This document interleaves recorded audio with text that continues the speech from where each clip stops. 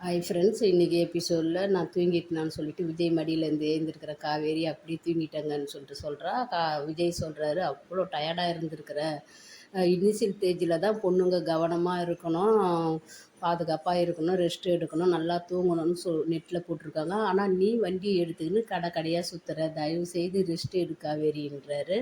இல்லைங்க, நான் அம்மாவுக்கு சப்போர்ட்டாக இருக்கணும், கொஞ்ச நாள் சப்போர்ட்டாக இருந்துட்டு அதுக்கப்புறம் நான் பார்த்துக்கிறேன், நான் கேர் பண்ணிக்கிறேன்னு பேசுகிறேன். இந்த அக்கறை வந்து புருஷன் பொண்டாட்டிக்குள்ளே நிஜத்தில் கூட தோத்துட்டாங்க. நம்ம பேசும்போது நம்ம விஜயோட கண்ணியும் கவனிங்களேன், அவ்வளோ ஒரு கவர்ச்சியாக பயங்கரமாக இருக்குது. நம்ம காவேரியும் அந்த அளவுக்கு 2 பேருமே சூப்பராக நடிப்பை தட்டிட்டாங்க. தலை வாடுறா, தலை வாரிக்கின்னு இருக்கும்போது வலிக்குதுடின்னு சொல்லிட்டு சொல்கிறாரு. அந்த டீ போடுற இடத்துல நம்மளுக்கு விஜய்க்கு அவ்வளோ ஒரு அழகான க்யூட்டான வாய்ஸை கொடுத்துருக்காங்க. உண்மையிலேயே சூப்பராக இருக்குது இந்த நடிப்பு.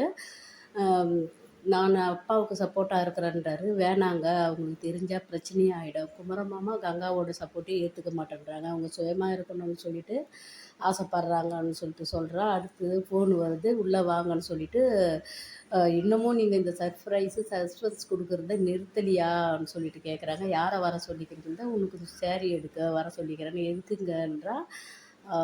எடுத்துக்கோன்னு சொல்லிட்டு சொல்கிறாரு. கீழே போகிறாங்க, சேரீ செலெக்ஷன் பண்ணுறாங்க. உண்மையிலேயே இவங்க ஒரு அந்யுன்யமான தம்பதிகள்னு சொல்லுவாங்கள்ல, அப்படி தான்.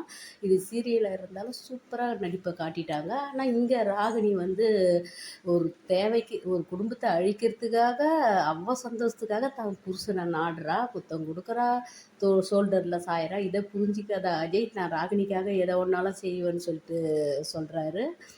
ராகினியோட அப்பாவும் ஒரு பொண்ணு வாழ்க்கை இந்த சமயத்தில் இப்படிலாம் இருக்கிறாளே, இவ எப்படி வாயிறான்ற கேர் பண்ணாத அடுத்த குடும்பத்தை அழிக்கலான்னு தான் பசுபதி நினைக்கிறாரே தவிர, பொண்ணு இப்படிலாம் சமயத்துக்கு ஏற்ற மாதிரி நடிக்கிறாளே அதை பற்றி வச்சனம் கிடையாது. இங்கே அஜயம் போய் அவங்க அப்பா கூட பேசுகிறாரு.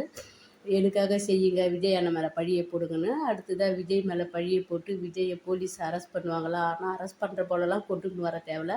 இந்த வெண்ணிலா புரிஞ்சிக்கின்னு விஜயை விட்டு விலகிற போல கொண்டாடவே நல்லா இருக்கும். இல்லை பசுபதி அவங்க சித்தப்பா கூடலாம் ஃபைட் இருந்தாலும் நல்லாயிருக்கும். ஆனால் விஜயை மட்டும் போலீஸ் அரெஸ்ட் பண்ணுற சீனை வேணாம். வீக்கா ஃபேன்ஸ்லாம் ஆசைப்படுறோம், டைரக்ட் சார் கொஞ்சம் புரிஞ்சுக்குங்க. ஏன்னா இவ்வளோ ஒரு லவ்வபிளான சந்தோஷத்தை கொடுத்த நம்ம வீக்கா வந்து பிரித்தா யாராலையும் தாங்க முடியாது. அடுத்தது எபிசோட் என்ன பார்க்கலாம். Bye by.